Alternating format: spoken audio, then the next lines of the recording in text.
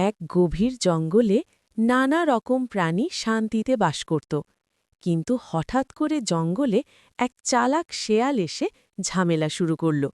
সে এক প্রাণীর কথা আর এক প্রাণীর কাছে ভুলভাবে বলত, ফলে সবার মধ্যে ঝগড়া লেগেই থাকত। হরিণ ভাবত বাঘ তার শত্রু, বানর ভাবত হাতি তাকে ছোট করছে। এভাবে জঙ্গলে আর শান্তি থাকল না। একদিন বুদ্ধিমান কচ্ছপ সব প্রাণীকে ডেকে বলল, আমরা আগে একে অন্যের কথা যাচাই করি। সবাই মিলে শেয়ালের কথার সত্যটা খুঁজতে লাগল।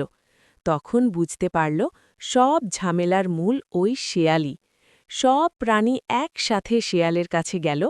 একতা দেখে শেয়াল ভয় পেয়ে জঙ্গল ছেড়ে পালিয়ে গেল। তারপর আবার জঙ্গলে শান্তি ফিরে এলো। শিক্ষা: কান কথা বিশ্বাস করা ঠিক নয়। একতা থাকলে বড় সমস্যাও ছোট হয়।